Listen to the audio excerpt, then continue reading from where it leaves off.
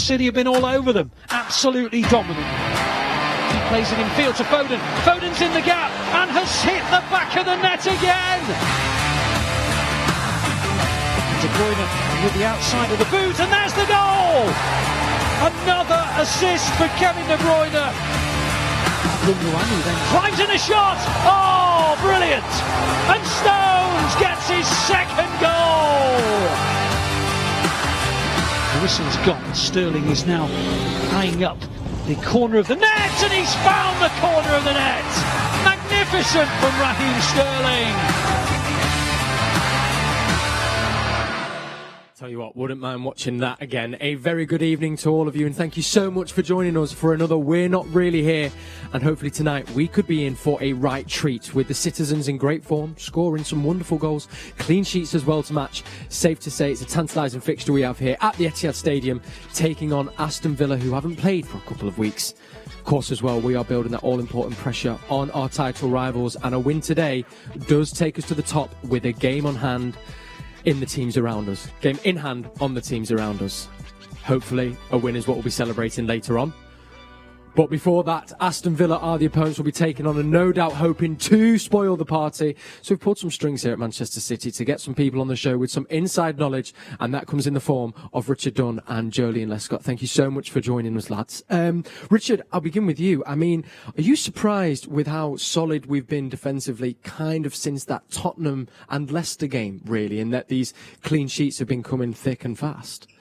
Not surprised, because the players that's here, they're more than capable of doing it, but really impressed by how they've done it. You know, there's been a lot of talk throughout the season about them not really getting going, not getting out of second gear and winning games 1-0 and all that stuff. But the one constant all season has been how strong defensively we've been. You know, it's something that probably been criticised about over the years, but now it just looks like it looks impenetrable at the moment. You can't get near it, and the two lads, Stones and Diaz, how they control the back line, how they pass the ball out, it just looks like it's a smooth machine at the moment. And what we've seen there the other night against Crystal Palace, the goals are now starting to flow as well, and that comes from having the confidence throughout the side, starting at the back, flowing through. And yeah, it's the perfect time of the season to really get into first gear, and they look like they're only going one way. Yeah, and off that as well, the clean sheets maybe aren't necessarily something that you'd always associate with a Pep Guardiola team, Joleon. And you remember when he came in the first 2 years, there's always the questions of, is Pep going to change his style of play? Is he going to have to make some tweaks to his system? I don't think he's necessarily changed his style, but do you think he has had to adapt his game, which then in turn is why we've seen the clean sheets? Yeah, I think so. I think he's made slight tweaks. Even if you go back to the Wolves game early in the season, he had two holding midfielders, which I don't think anyone's ever seen Pep do before. So he respects and understands that the league's different and every team is different that you face. And like what Richard said, at the moment, we don't look like conceding. But what has impressed me to previous years when we've gone on runs and kept clean sheets is that we're actually defending now. We're not just not facing attacks and teams are not getting any possession. Teams are actually getting forward, creating opportunities for them to score. But the team look like, and the defenders especially, look like they're enjoying defending and keeping it out of the net. We're going to focus on the defence in just a second, but Crystal Palace was a game, of course, at the weekend. A brilliant 4-0 win, the clean sheet, some sensational goals and assists. Was that the best performance of the season so far, do you think, Richard? Yeah, quite possibly. I think the way they're playing, like I say, the confidence has grown. They do look like they're getting better. Crystal Palace has been a tough team for City here over the last couple of years, so to sort of swipe them away so comfortably was great. And again, we'll give the lads confidence. And not only was it really good play, but some of the goals were excellent to watch. And we've been speaking really highly of John Stones, but for him to get 2 goals as well is brilliant for him. I mean, Joleon, you've been known to score a few goals in your time. Did you score any? I mean, the first one was great, but the second one with the left foot. Any of them in your career? Left foot, yeah, I've scored many. I was left-footed, so I should hope so. But I was lucky enough as well to score a brace against Villa for Everton. So we didn't win the game there 4-0, but to score a brace as a defender, I was just praying he was going to get a penalty and he was going to step up and get a hat-trick. That perfect hat-trick as well, wasn't it? Header, left foot and right foot. Looking at these goals, though, we, of course, were in that little rut where we couldn't seem to put the ball in the back of the net. Always felt like, though, it was just something had to give. And I think now we're seeing that, Joleon. Yeah, definitely. Like you said, there's never been an instance where we weren't creating the chances. It was just the conversion wasn't going in, and now that's happening. Is it surprising anyone? No. Man City have always been good in regards to possession and creating chances. It's just a surprise that he just weren't converting as many as we were creating, but now we are, and you've got goals like that going in. And even the Brighton game, like, it could have been 4-0, and again, no one would have batted an eyelid. So it's daunting. It's daunting for any team, because we know City score goals, but on the flip side, they can keep in clean sheets as well. Speaking of those clean sheets, of course, and we've alluded to it, and everyone's speaking about it, this centre-back partnership of John Stones and Ruben Diaz, two quality centre-halves here in the studio, and I know you've had your partnerships, so wanting to get into that. What is it that makes a good centre-back partnership, do you think, Richard? What are the qualities that it needs? I think the first thing you need is trust. You need to have faith in who you're playing with.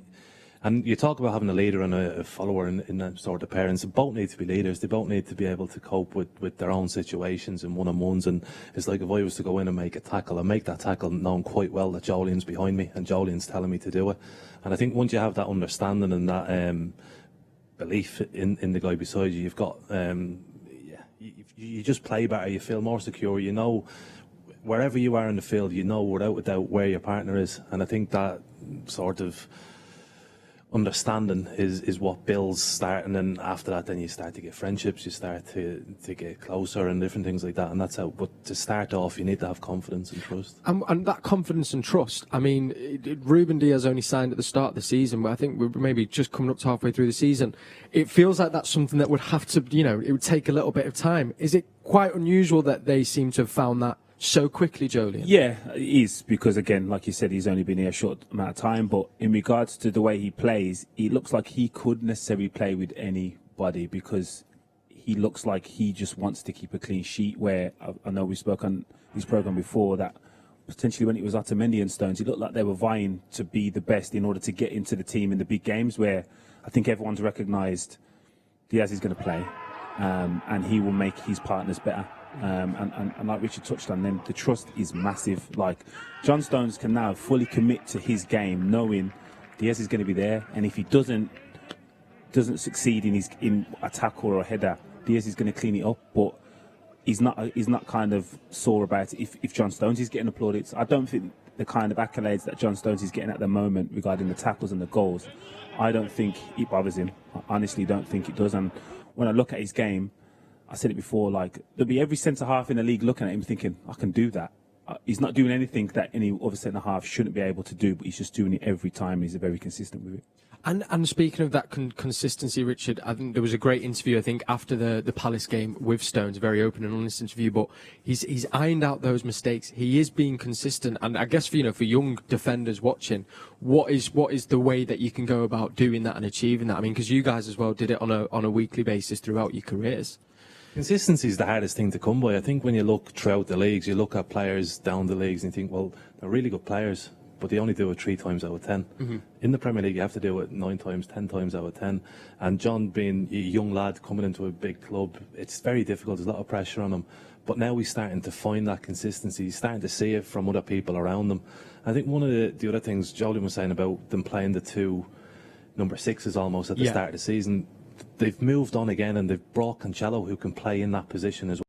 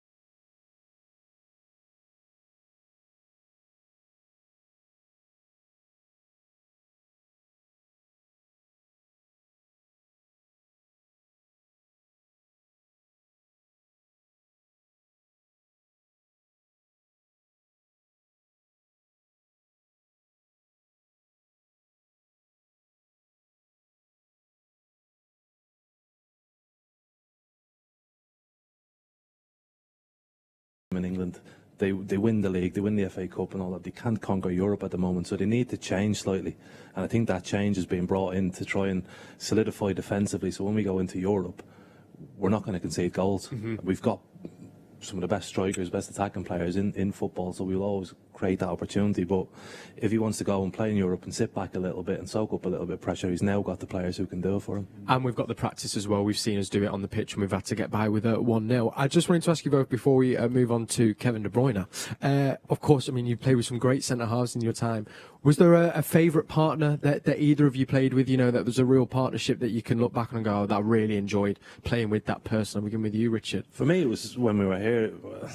When I was here, I had it was Sylvain Distin, and it was almost that right foot, left foot sort of thing. And then you start to get that understanding, and you can see, well, he's good at that, so that's his job. I'm good at this, so I'll do this. And it's weird. It just flows. It's just something. It's simple and it flows. And as soon as he's not there, and someone else is playing there, it's like, oh, what's going on here? It's like, so you can feel it. And again, like I played at Aston Villa with James Collins for a while, and it was the same thing. We were the same sort of person, you know, same type of people. We both committed, we both wanted to win the ball, we both done the thing, we both wanted to make sure you didn't make a mistake. So if he was going to, I'd be behind him. If I was, he'd be there. And again, it just always comes back to that trust. It clicks, yeah. What about and again, you? the same. Obviously, here, Vinny, being successful was key here. And it came about not necessarily on the pitch before. Again, Kolo was the mainstay. He was the captain he brought in from Arsenal to be the captain. And it kind of felt like we were vying for that same place to play with Kolo, and then whatever happened, Kolo got suspended, and then it just flowed. It just felt natural that we were playing together. Yeah. And again, we'd already created a friendship before we was in the team together, so it felt right. But before here, Jagielka, just that trust. Again, it wasn't. I never felt like we were playing and he would want to leave me exposed, or I would leave him exposed. We prided ourselves on being together and being a partnership, and that's key when you're playing at centre half. Yeah, kind of. It feels like, you know, when you do something, Jagielka was also doing it away. When he did a tackle, you'd be doing it as well. Yeah. And speaking of them friendships, actually, there was a great piece this week. You might not have seen it, where Stones and Diaz actually interviewed each other, and we can bring you a little bit of that now. Check this out.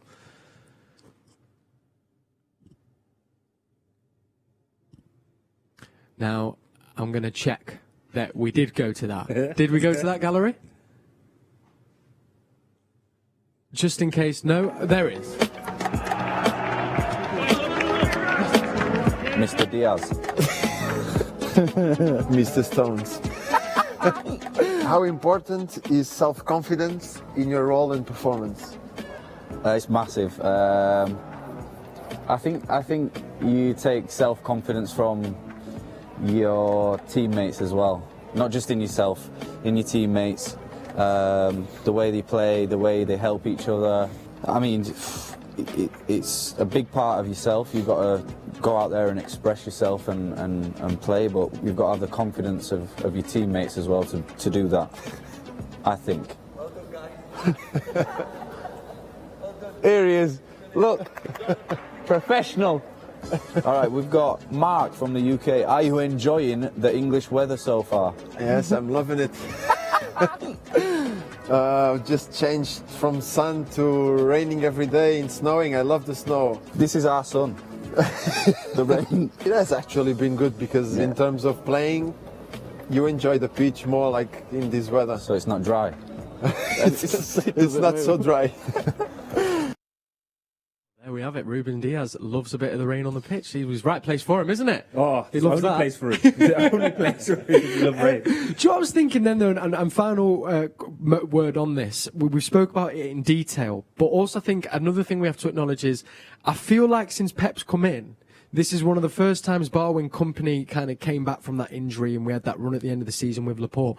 It's the first time we've had a consistent centre-back pairing, knowing, and maybe, you know, between Cancelo and Walker at right-back, but not the chopping and changing. I think a lot's got to be said to that, Richard, I guess, when you're not constantly playing with different players and that's moving there and he's moving there. Do you think? Definitely. And there's certain positions on the field where you can change them, you can swap them around, but that's something you need to rely on. You need to rely on your two centre backs. And if you've got two guys who stay fit, who are playing consistently well, just leave them, let them get on with it, and change the team around them. And I think what we've seen in recent months is that consistency of selection, and it's the only way to help your confidence grow, to make that partnership grow, and it's working wonders at the moment. It's magical stuff. Okay, next up, I want to talk about one man who pulled out the absolute sublime once again at the weekend. The main man, Mr. Kevin De Bruyne.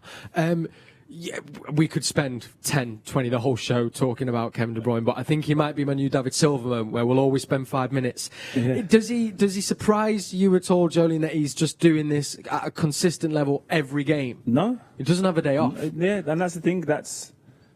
It's not a form thing. This is what he does. This is how he plays. So there are no surprises, and that's the biggest compliment you can pay a player like that. It's just the norm. Like getting goals and assists, like it surprises you when he doesn't do that. So that's when you can question, like, is he out of form? Not even out of form. He's just, that's the form of at the moment when he's not doing that. But in regards to his contribution, it's ridiculous. Just so consistent. And like Richard said, that is the key. Again, we see players play a game like Kevin De Bruyne once a month, twice a month maybe, but not every week against every opposition.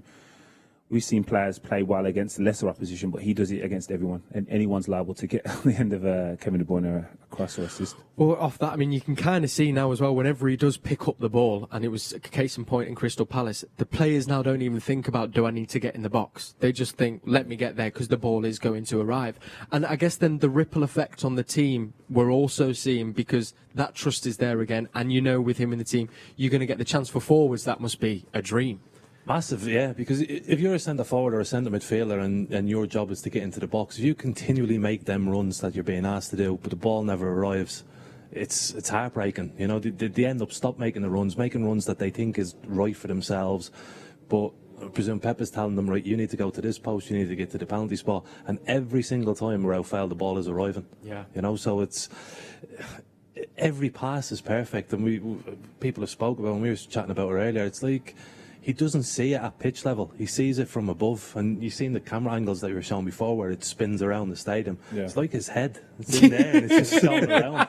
And he can choose to view it from wherever he wants. And it's all right seeing it. It's then putting the accuracy to it, and he's spot on every time. Well, that's the thing, and this is going to be an obvious question, but because he does it so often and does make it look so easy, you think, oh, maybe I could do it. Do you know what I mean? That's the thing. That is the beauty of it. When I see fans, people talk about it and try and do that, and I play, like, say, Power League, and I see people do the things, and I'm saying, you've just seen that on telly and thought, I can do that. Yeah. Because it looks so easy, but no, there's hours of repetition. That has it, like, he hasn't been born to given that, to just be able to do that. He's put the work in every day for years, and now he's reaping the benefits of all that. But in regards to how easy it makes it look, it's crazy. There isn't any other professional footballers that can do it. Yeah. You can sit at home and say, oh, well, that's just a simple pass. But you look throughout world football, there's no one else can do what he's doing at the moment. It's just a completely different level. No, and of that, I think, I don't know if you saw the Chelsea game last night. It was a little bit later on in the game. Ziyech, I think, he had the ball, and he tried to pull off an outside of the boot pass or assist. And he looked like me trying to do it, basically. And that's someone who they've signed from Ajax. So it's just a case in point. And that assist actually made it 100 assists for De Bruyne at Manchester City. And we can take a little look at some of his finer assists right now. David Silva, though. Silva, who does not carry on his run. Negredo puts it across. Oh, that's a good goal. That's a difficult pass. Yeah, that's a seal of approval from Kevin De Bruyne. He doesn't need my approval. Well, he's got it. I'm sure he'll enjoy it. No, that's a really difficult ball. To do that behind the line with the outside of the foot, that's hard. So that's the kind of pass I would probably associate with you, but he was famously very one-footed. So but if you do it like this, then it's fine. Yeah, exactly. Not carry on his run. Negredo puts it across. A perfect delivery from Alvaro Negredo. It's well worth the watch. They look at some of De Bruyne's assists and then they show him some of the favourites, just like Negredo's there, which is outrageous, by the way, that assist. Now, I don't think he gets spoke about enough, that, and what a play Negredo was. I mean, you played with him. Yeah, again, he came and he was just ridiculous. I think he scored like 25 goals in the first half of the season. We were like, wow, we've got another Aguero, yeah. So I don't think it worked out for the second half of the season, but again, a great impact and obviously helps us win the league. It was a bit of a Me Too. Do you remember Me Too? He had that unbelievable Swansea season and then never heard the rest of him. Just final few words on De Bruyne. He seems to have, and we spoke about this on the show before, really kind of brought a roundness to his game. Now, it's not just the assists or what he does in the final third. You see him tracking back when Walker's pushed on. You see him winning the ball, leading the press sometimes as a striker. When you look at that, is there a more complete midfield player in the Premier League, or if not in Europe, do you think? Big question. I don't think so. I think he's the best midfielder in European football at the moment, and I think there's comparisons with Fernandes at Manchester United, and you look at him and his stats are goals and assists. If he doesn't do that, you don't know if he's playing or not. And penalties and assists. Yeah. And De Bruyne here, if he doesn't assist, which is rare, or he doesn't score, you still know he's been in the game. He's always working hard. He's always linking play up, moving the ball quickly, and he's just got, like you say, he is the all-round midfielder. He's got everything. He's not afraid to run back. He's not afraid to tackle. And he can. I don't think it's new though. I don't think I'm just seeing this now for the first time. I've seen that from him. I've seen him track back and fully commit to the team and the performance. So I know he's probably getting more plaudits for that side of it at the moment, but I don't think it's a new element to his game. I think he's contributed a lot off the ball as well. And then I'll ask you then, Joleon, as far as City players, and actually all players past, is there anyone that's come and been better than De Bruyne? Do you think? More complete, yeah? Yeah. I still... You say yeah. I've not seen someone contribute like that. Not... Like, again, there's been occasions, a few. Like, I think last year... Kevin De Bruyne, he scored Chelsea and we lost. He did. Yeah. And he played well. Yeah, that didn't happen with Yaya. If Yaya played well, you won the game. Right. And it was that simple. Like, he was just unstoppable. And I think that season when he got 15 assists and 20 goals. Yeah, it was a joke. And 93%. If Kevin De Bruyne does that, he wins the Ballon d'Or. I don't even think Yaya won Player of the Year that season. He didn't. So, again, for me, it's Yaya. Well, do you know what? We'll extend this out to our We're Not Really Here viewers. Do let us know if you were to say, is there anyone past or present that has been more complete and better than De Bruyne in your opinion, or is it Yaya, or is it De Bruyne? Let us know. Not a bad choice. It's not right, isn't it? We've done all right as far as midfielders go, but you can use our hashtag WNRH, and we'll get into that maybe a little bit later. Do let us know. It's an interesting one, that. Let's get into tonight's team then, and see who is going to be taking on Aston Villa at the Etihad Stadium. Kickoff is coming up at 6 p.m. I can bring you the team now. Ederson starts in goal. It's a back four that consists of Walker, Stones, Diaz and Cancelo. A middle three of Rodri, Gundogan and Kevin De Bruyne. Bernardo Silva, Sterling and Foden make up the front three. And on the bench, Zach Stefan, Jesus, Zinchenko, Torres, Mendy, Fernandinho, Mahrez, Garcia and Bernabe. It looks like, gents, we're going to be opting for that 4-3-3 again. And actually, a lot of players that we're used to seeing now in that first 11. Great to see Foden back in the team. Richard?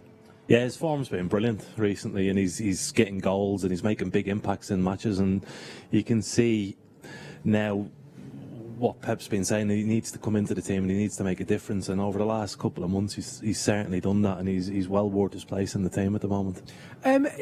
We seem to have gone for the false nine again, Joleon. We kind of really have been we've kind of relied on that quite a lot. What do you think the thinking is there? Because there's a bit of you going, well, against Villa, surely you want someone who might who can put the ball in the back of the net, and that's the job. Yeah, of course. Obviously it's possession-based football with Pep, so you know, and that you kind of recognise that. Do we need to overload the midfield against a team that you would think we would have more possession as then? But again, Pep knows what he's doing, and if Sterling plays down the middle, that would kind of offer me a bit more confidence, because as much as he can, he's probably going to stretch it a little bit more. He's not going to want to come off short and get involved. He's just probably told to make his runs around the sides of the defenders and obviously just wait for the ball to come, because there will be passes coming in the box. Kevin De Bruyne will pass the ball behind the lines and between defenders and goalkeepers, and you will have to defend it. One player that I've been wanting to talk about on this show, and I mentioned it on 5 Live at the weekend, because they were asking about the players that have been key to City's form at the moment. Of course, Diaz, Stones, De Bruyne are all the names that get mentioned. But one I think that gets missed a little bit is Bernardo. And I think over these, I don't know how you guys think about this, but I do feel these last 5-6 games, we've seen that Bernardo maybe that we saw when he first joined, and I think has been a massive part of why we've been getting these wins and clean sheets. Yeah, and when he plays, he just brings a different energy to the team. You know, he's busy, he's getting around everywhere, he's brilliant on the ball, he can play out wide, he can come in the middle, he's got different attributes to him. I think with when Mahrez plays, who's very, very skillful, but he's left-footed and he wants to be that. I know Bernardo Silva is, but he can just move and he can come off the line and he can drift in behind people. And for the opposition, he's difficult to mark. And I think you can I think De Bruyne is happier when he's in the team almost, because they're two players who can really link up well together.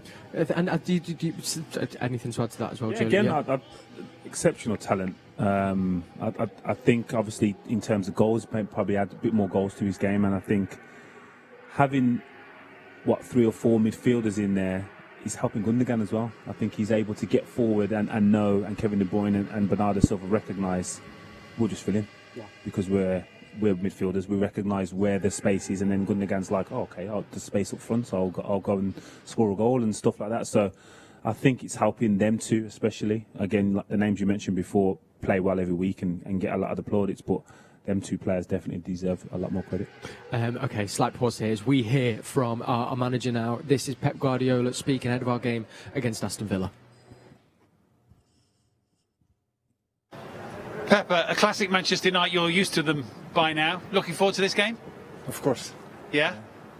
What Aston Villa do you expect tonight? It's hard to know after 3 weeks without a game for them. Yeah, but the lineup is a strong side, and they have played incredible well so far this season. And the quality, all departments they have. Yeah. You're obviously now in good rhythm and groove as a team at the moment. Do you know why it's clicked in the last few weeks for you? No, I don't know. I don't know. So sometimes you understand why we are, below your expectations, sometimes higher. But in football, like in life, past is the past. So doing another test. So still we didn't finish the first leg. Many games to play for all the teams, so many things are going to happen. In some ways, it's been forced upon you. You haven't really had a choice of strikers for a few weeks, and in some ways you found good solutions without a striker. Is that right? Well, yeah. Normally the striker has to score the goals, but the way we want to play in many aspects don't depend just on the striker or central defenders or fullback. So we have a special way to play, and we have to continue in this way. Sometimes we need to specify the striker, sometimes don't. Depends on the game and many reasons. I understand Sergio is still having to isolate. Is that just for now? Is he back soon? Are you able to tell us? I don't know. I cannot tell it. Yeah. And at the moment, games every 2-3 days. Everybody is physically okay. Obviously, it's a difficult time for all footballers, all it's football the toughest people. period, the weather conditions are tough in England, so you don't see the light. You don't see the sky during last 10 days, 15 days. And it's true. Our life is coming to training, go home, isolated everyone, because lockdown here in England is important to follow the protocols. And by all the clubs, so just to adapt, adjust, accept it, and make, today game, okay, go. Another game in a few days, another one, go. So that is what you have to do. In winning survival mode, and maybe for obvious reasons, the last 20 minutes tonight might be important. They might well not have the fitness that you have for obvious reasons. I don't know. Always expect the opponent is the best, and I don't expect to play in one way in the last 20 minutes differently. So minute 1 until the end, extra time, you have to try to impose, to do what you have to do, knowing the quality of the players, so the results they got deservedly, and we will see what happens again. Good luck. Thank you. Thanks. That is Pep Guardiola speaking on the pitch there at the Etihad Stadium for our game against Aston Villa. Hopefully we will see a return to Sergio Aguero in the team at some point. We were just speaking as well there, because we're going to get to the Villa team in just a second, but it's looking like a Grealish and Walker matchup. Looking forward to seeing that, Joleon. To be fair, because 1v1 Jack is very good, and he tends to wait for the defender to kind of make a move and then just nips past him, where Walker's obviously got the speed and the agility to go, I'll just wait for you to make your move and I'll take the ball off you. So that's an exciting challenge combination I'm looking forward to seeing. Yeah, very much a cat and mouse matchup, isn't it? Well, we can hear now from the man himself. This is Kyle Walker speaking ahead of tonight's game against Villa. Kyle, I'm not sure what Aston Villa you're playing tonight. I guess you don't really know either. No, I mean, we've watched some clips of them and they're a good team. I think they've shown that against, certain teams in the league this year where they've put a number of goals past them, and we just need to try and make sure that we're on our game. Yeah, obviously it's been nearly 3 weeks since they've played, so that's I suppose the unknown. You're certainly in your groove, is that fair? I think that's fair to say. I think we've probably hit the ground running over the recent weeks, but we need to make sure that it continues. We've set the bar so high over the number of years since I've been here, and I think we've come back to the standard that we're used to showing people and used to people seeing. Yeah, and it's a classic Manchester January night, isn't it? Is that a kind of situation that you kind of enjoy, as long as it doesn't get ridiculous? Quite slick, quite quick? Yeah, obviously it suits our playing style where we can zip it along the floor and, get the ball moving really quickly. Hopefully it stays just like this, because after a bit more rain than this, it don't be enjoyable. Yeah, enjoy. Thank Cheers. you very much. Thank you ever so much. Kyle Walker there speaking to our interviewer ahead of our game against Villa. Before we focus on Villa, pitches and obviously you said there we enjoy playing on a wet surface. Also dimensions, do they come into it? When you hear players go, we're comfortable on our pitch because we know the pitch. Is that a thing for players? Is it? It might be a silly question, that. Maybe for the forwards, that obviously no, but defenders, you just want the smallest pitch as possible. Yeah, because I remember, was it not infamous? Was it Stoke that used to change the dimensions of their pitch depending on their opponent? Well, I think that's when the rule change came. So you had to then state your dimensions at the start of the season, because I think they were doing that, and obviously with the throw-in that they was using. And then Mancini came here and he literally put the advertising boards the closest to the line you could do it. So Roy Delap couldn't get a run in. He had to literally run down the line and try and make a cross. You do a spin, wouldn't he? So again, dimensions do matter to managers more than players.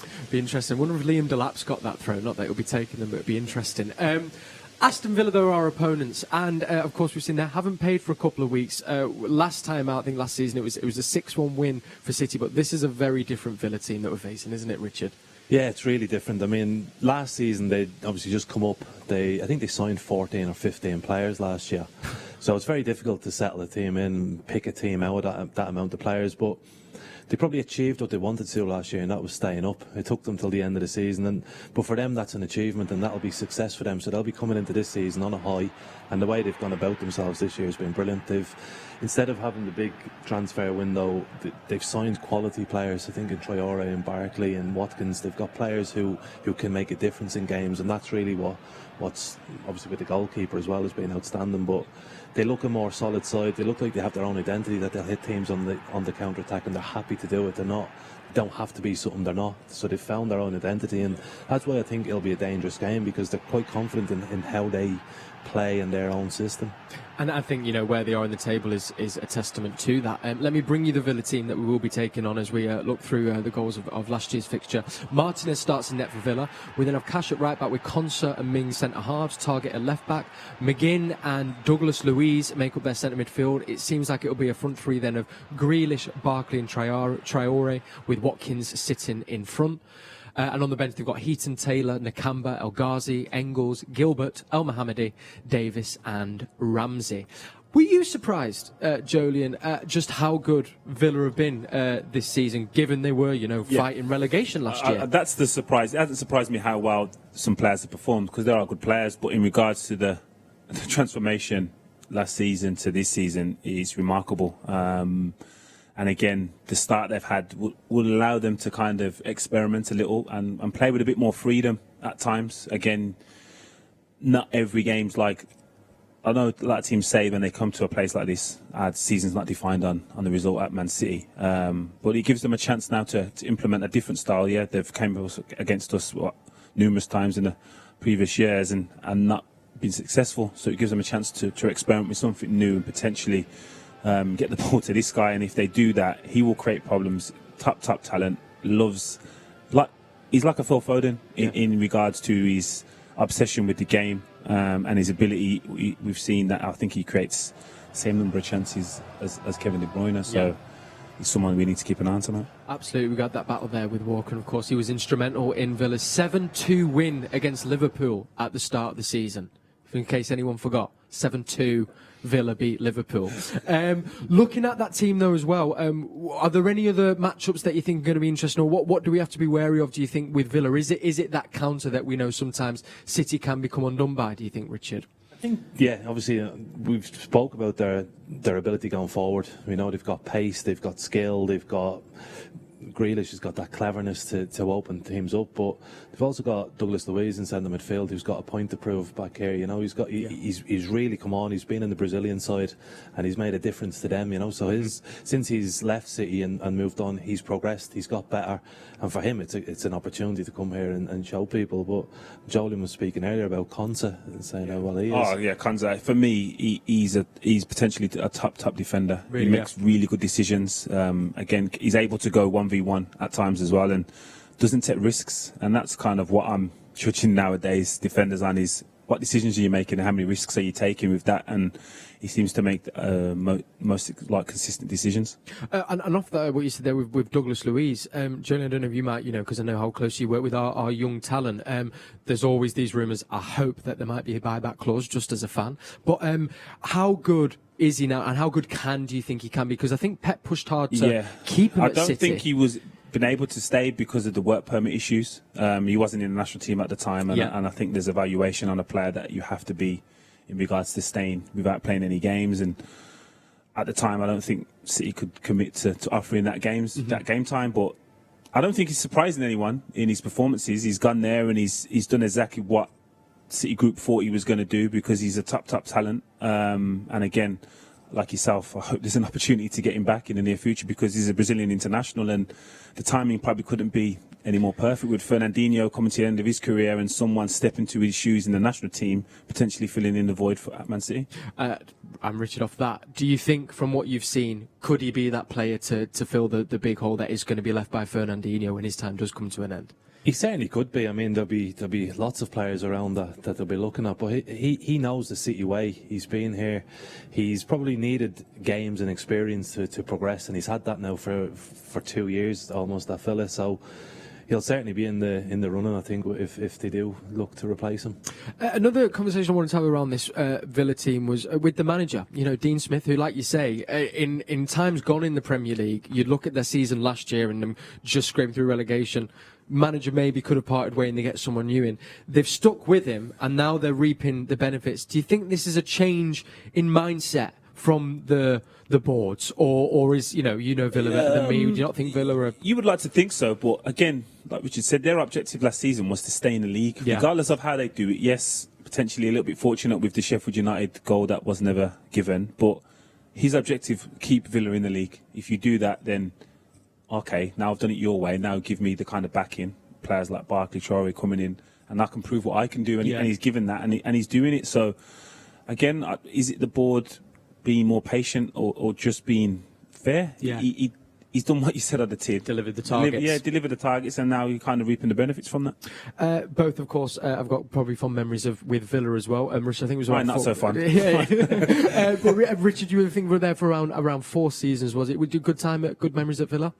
Yeah, we had a good time. We had good managers at the place. I think we came 6th or something in the first year, and then there was a bit of problems because the chairman wanted to sell players and recover his money and stuff. But it's a big club, and it was a disappointment. I think the way they sort of started to take money away from the club, started to withdraw their investment in it, and you could see that the club was on a downward spiral. And I'm really pleased that they've come back up, and obviously they got to the League Cup final, I think, against City last year. So they've gone down, they've suffered a little bit, but they're coming back up, and this season would have been brilliant for all the fans had they been allowed in. They're one of them teams as well, I think, when they were coming back up, that any football fan really was just happy to see Villa back in the great stadium. It really is. I think it's what most players will favourite away ground. The pitch was always nice. You know what I mean? And fans, not so good when you lose it. But in regards to the stadium and the occasion, yeah, great place to play. Because did your brother play for Villa? My brother started off there, so growing up Villa fan. My brother was there for 10 years and made one appearance and then left to go to Sheffield. And like I said, I was a Villa fan until literally got into the Premier League with Everton. At the time, I'm playing for Wolves. I'm still allowed to support Villa. Yeah. I'm in the Championship, so it's fine. But when I go to Everton and we're kind of competing for similar objectives in the season, I can't really be wishing them success. So it kind of deteriorated then. And I think that's the team I've scored the most goals against. I think I've scored six goals against Aston Villa throughout all my career. No yeah. way. Yeah. Well, good to see. Can we not go and get your boots on, Jack? I mean, just in case. All right. If you've just joined us, thank you for tuning in to We're Not Really Here. Joleon, Lescott, Richard Dunne with me. We're going to take a slight pause to tell you about something really cool and brand new that is arriving on City Plus tomorrow. We've been talking about it quite a lot here in the studio. It is a special Shaun Wright-Phillips documentary film charting his life from being young and his adult life into his career at Manchester City, Chelsea and back. It's a really, really brilliant watch. We've got an exclusive clip to show you now, and you can get stuck into this on City Plus from tomorrow. Football was their main goal every morning. You've got to have some ability, you've got to have some sharp feet to get through. You know, it was a tough environment to go into sometimes, and the lads loved him straight away, and it says a lot about his character. But when he gets on the field, Shaun wants to win. Wright-Phillips was the longest name that I'd probably ever have to do. Shawnee Wright. Shaun Wright-Right. Shawnee Wright, yeah. Shawnee Wright, yeah. Shaun Wright-Phillips! Oh, wonderful! He's first for Manchester City. Here's Wright-Phillips! Oh, brilliant! Wrighty deserves a legendary status. Yeah, I'd definitely say he's a club legend. I thought that was sort of rubber stamped, that he was. Wright-Phillips getting Scholes to run around. Too long, and Wright-Phillips! Well, it's one now. I wouldn't say I know that I love me. I'd say more. I know that they appreciated what I did at the club in my times there, and I just hope they know I appreciate what they've done for me as well.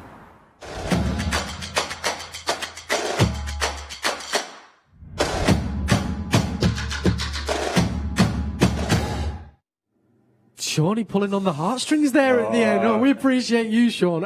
Listen, City Plus, if you're not on it, go get on it. It's basically like Netflix for City fans, and you'll be able to watch that on there from tomorrow. I mean, you both know Shaun really well. I mean, you were in that game actually on that we were seeing there. You were there as well. I mean, Richard, what are your memories of Shaun? I know we've kind of touched upon this before, but he really was kind of seemed to be in a class of his own when he first came onto the scene. Shaun, one of the best things for me about Man City and being at Man City was Shaun, because I've seen him from a young lad coming through, and the excitement he got from playing, the energy that he put into training, into matches, just how nice he was as a fella, just around the training ground, everything, and to see him progress and do what he done in his career, for me was a joy. He lived 2 or 3 doors down from me. No way. I remember him coming and speaking to me and saying, "Listen, Chelsea want me," and all this stuff, and be desperately, please don't go. But it's the nice thing to do is go, you know what, you've earned it. Go and play for Chelsea, go and win the league, do what you have to do. But he's just great. He's just a nice person to be around. And then when he went onto the pitch, he just played with a smile on his face. And I think all the City fans will appreciate that. Yeah, and you know what? I think as well, one of the biggest respects that you can pay him is that when he did go to Chelsea, not one City fan, I think, were like, "Oh, why have you left?" It was like, "No, you say, you deserve it," and absolutely. He was okay. To play against Shaun, horrible. Oh, so annoying, annoying because we got into the reserves at the same time. So it was Leon, Mike, and Shaun.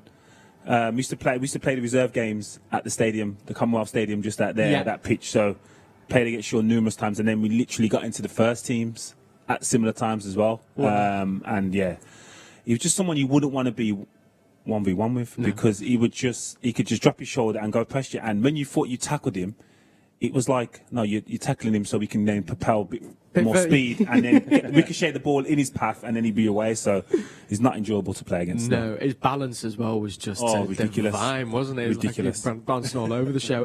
As I say, check that out on City Plus tomorrow. Next up, of course, we have got our supporters club to get into, and we can award this week's supporters club over to our supporters club over in Lanzarote, which I think safe to say we'd all love to be there now with a bit of sun and blue skies and vitamin D. So we can hear from our supporters club in Lanzarote now. You Blues from the Lanzarote branch on the lovely island of Lanzarote in the Canaries. I'm Kath, Madam Treasurer. I've been supporting City since 1987 when it was written into my marriage vows by my lovely hubby Arthur, who sadly passed away in 2019. We're still carrying on and flying the flag for him and our beloved City. My first match was at Main Road on the 11th of March 1989, when all true City fans of a certain age will remember Paul Lake was knocked unconscious but thankfully made a full recovery. We started the branch so that we could watch matches with fellow Blues who are also far away from home, usually on their holidays. We meet in Arthur's Bar, Puerto del Carmen in Lanzarote, our very own man and woman cave dedicated to our beloved Blues. Ricky Hatton visited a couple of years ago whilst hosting a boxing tournament, and he managed to sample a few Guinness and enjoyed himself immensely. Finally, please stay safe, everyone. There we are. That is our Lanzarote Sports Club. We were actually just saying how the production value of these videos are getting like more and more kind of improved, aren't they? Now we're getting a full tour of the bar and stuff. Decent. Looks all right, doesn't it? Looks sunny. It looks very it looks sunny. That must be 6 months ago. We'll be sending that your way. That'll be your official supporters plaque to join. That's some brilliant City memorabilia aspired there as well. And thank you so much for sending us that video. Remember, you can get in touch as well if you want to put your supporters club forward. Please do, and you might just see it on the show. Gents, we've got just under 10 minutes until kick-off. Mystery Blue time. Now, this is getting better and better. We have a blurred picture of a famous Manchester City player. We ask you then to try and guess who it is. We can now take a look.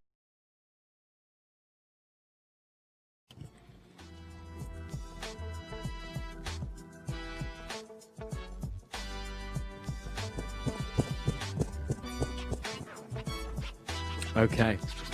Now, I'm gonna be honest here. I got this, I think. I won't say my guess, but if it's the one I think of, I got this in 4 seconds. My gut gave me an answer straight away, so I've got an idea. Do you have an idea? Do you think you have an idea, Joleon? I haven't a clue. Well, I have a guess, but I haven't got a clue. Okay. I got it really badly wrong last week, so I was get it really badly wrong again. I'll say Danilo. Okay, Danilo is Richard's guess. That's okay. Gallery said hold on to that guess, actually. Joleon, have you got an idea of who you think it might be? Yes. You did? I got it as well. You did get it? Yeah. You've had it confirmed? Well, yeah. Okay, all right. Indirectly. Okay. But I had it confirmed, yeah. All right. The person who couldn't confirm it let me know the disappointment when I said to him who I thought it was or that I knew it. The disappointment in his face let me know I was right. It's like, I know that you know and you know that I know kind of thing. All right, so if you want to get involved with this, we'll look at it at half-time, and if no one's got it at half-time, maybe full-time. Again, just use our hashtag WNRH. Put your guesses in, and we'll see if anyone got them right, and if we got it right here in the studio.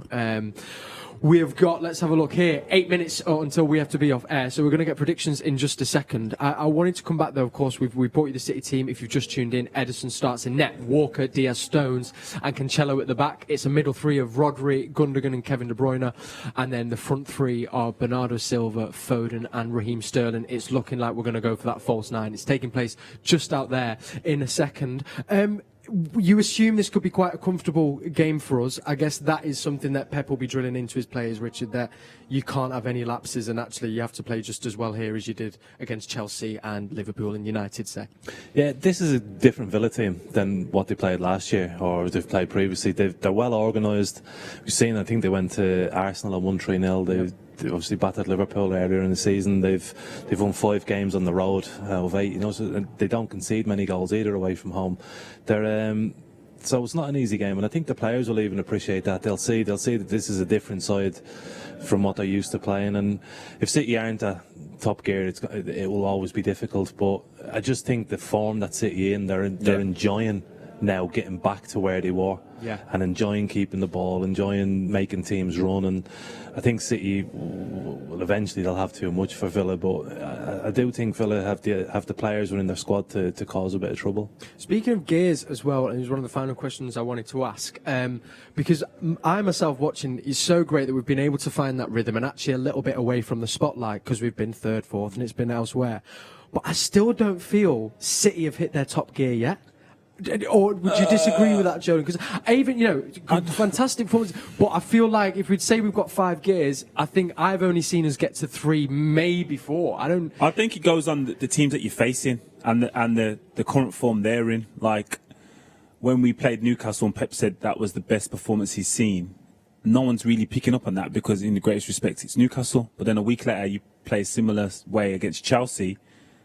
Oh, now everybody's recognised it. Then you go to United, and now it's recognised because, again, it's against better opposition. Yeah. I think in about the last 7-8 weeks, I think City's form has been consistent against whoever they're faced.